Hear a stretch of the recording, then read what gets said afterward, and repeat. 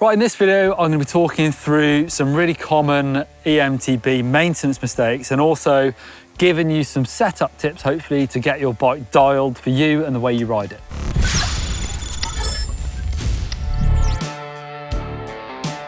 Right, starting with handlebar width. I actually think with most e-bikes now, when you get them new, the sort of norm for handlebar width is about 780 millimeters, which for me, I find actually quite a lot too wide. Actually, my colleague and friend, Owen, over on EMBN Tech, has just done a really great video about handlebar width, really in depth. So if you're interested, go and check that one out. It's got loads of good details there. But like I say, first thing I do actually when I get a new e-bike, and I'm lucky in this job to actually get regular bikes where I have to set them up from new, and the first thing I'll do is cut my handlebars down. So I am 5'10", just like 178 centimeters, so pretty average height, and I find that the average bar width is just too wide for me, particularly where I ride in the woods. It's fairly tight, and I find that with those bars, or even 800 some bikes come with, it's just way too wide for me. It doesn't feel nice, it feels uncomfortable, but also it feels like I have to then slow down to ride around trees or risk smashing my fingers into trees, which I still do, even with narrow bars. So I cut mine down to 760 millimeters, which might sound a bit narrow for some, but I find that works really well for me. And a really great way to try this out, sort of to measure twice and cut once, is to actually just slide your grips and controls in on the bar. You can do this by 10 mil at a time and find what feels good for you. It's going to look a bit weird because obviously your bars will be, sticking out the edge of your grips for a little time until you find the right width. Then you can mark them and then cut them. I actually use a hacksaw and one of these lovely guide tools for this, but you can do this freehand. Just try and make sure you cut them as straight as you can, so go slowly. Or actually some people use plumber's cutters that actually sort of slide around the bar so you know you're gonna get a dead straight cut. I've actually found that I like riding with my hands right on the very end of the grip as well. So I've set up my levers accordingly, so my fingers right on the very end. But that's just sort of the style of riding I like. And that actually means that some grips, if they have lock-ons on the outside as well, isn't comfortable for me to end up with my hand on that. So these ergon grips are great. They should have one lock-on in the middle and then I can hang right on the very end. So it almost makes my bars a little bit wider, but 760 is right for me. Next up, suspension setup. It's really important for how your bike feels and trying to get both of the front and rear end to work so it feels balanced as well is super important. So starting with setting your sag. So that sort of determines how hard your suspension is, how much it sinks in when you sit on. I go 30% sag on the rear, so using that rubber ring, just try and get that so it's a third of the way along the stroke of the shock. And on the fork, I go slightly less, 25%. But actually, it is really useful if you read the manuals, or even nowadays, like on this Fox fork, it's a 38. There's even a lovely, helpful little sticker on that right fork leg, which gives you your base setting. So I even use that for my pressure. So using a shot pump, look at what pressure corresponds with my weight, which is around 76 kilograms. And I'll stick that pressure in, and also same with the clickers. So really nice high-end suspension is brilliant.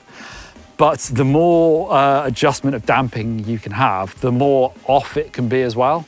So I'll start off with the base settings as well. It'll tell you exactly how many clicks from fully closed you should be. And then from there, you can tweak that to how you like. I've actually not changed these at all. I have changed the high-speed compression damping on the shock just to make it a bit firmer on those really big hits on this bike. But starting off with those base settings is the first place to be. And for my weight, that corresponds to about 90 PSI of pressure inside that fork leg. Suspension is quite an expensive thing, of course, whilst you want to look after it just to get good longevity, but also so it works really well. You can see it's been lovely and dry for weeks and weeks in the UK, but still I've got quite a lot of dust on that fork stanchion, and as you can tell actually, that fork seal is pretty dry. So this could do with, after every ride really, a good clean and a good spray. So I actually use these PTs, Clean and Protect, to make sure that seal is lubricated and clean. So it actually makes a big difference to how the suspension feels. And eventually you'll look at maybe doing a lower fork and shock service, an air can service. But for the time being, whilst the summer's in full swing, I'm just gonna make sure these are nice and clean and lubed to make sure they're working well. Keeping your suspension clean and lubed can also prevent you from spending more in the long run on servicing.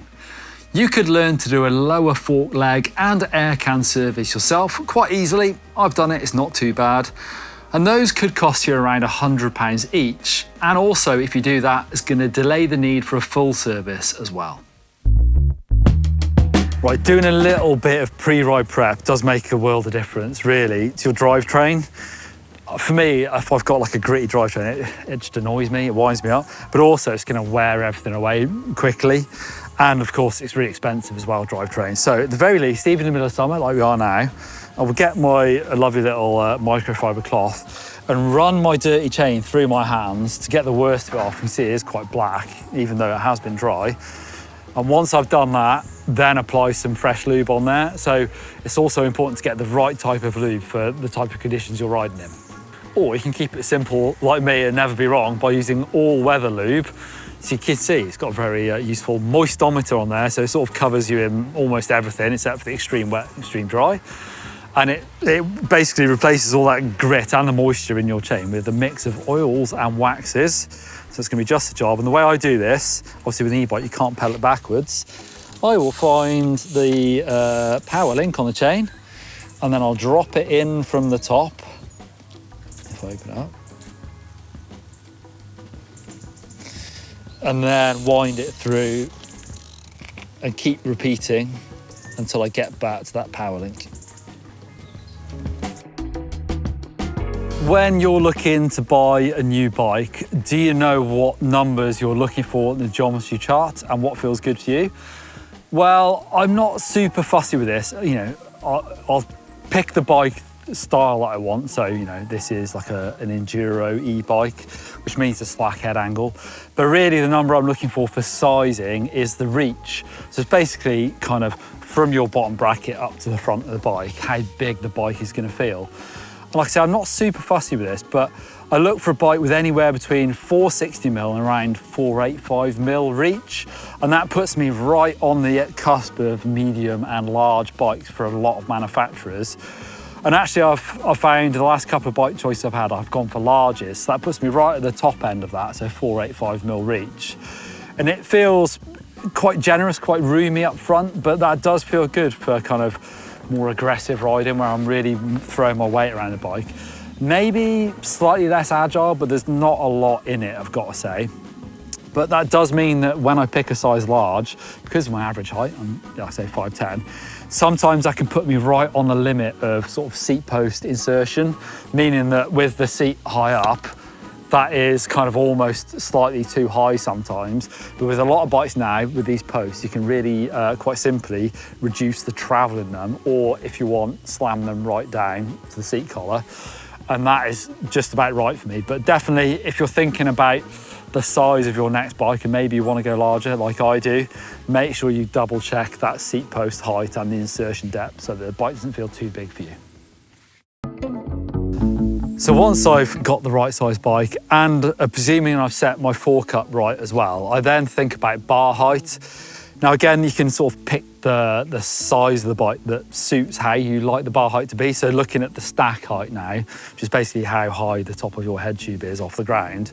Again, for a large white Krdum, that is 646mm, which is around about the numbers for me. But you can see I've got quite a few spaces underneath my stem here. You can also go up, should you wish, with higher bars. So changing the bars out for 40mm, 50mm, or even get up to 80mm rise bars now. It's a bit of a trend from the downhill scene, which I actually tried last summer and realised that I do really like a higher bar. There's compromises with all setup, but a higher bar puts you in a sort of more aggressive downhill position, but then it does take some weight off the front wheel when it comes to steeper climbing. So there's definitely a compromise there with e-bikes. I haven't gone as mad with e-bikes, but like I say, using spaces underneath your stem is a great way of experimenting because you can always put them back on top should you feel like you've gone too high with it.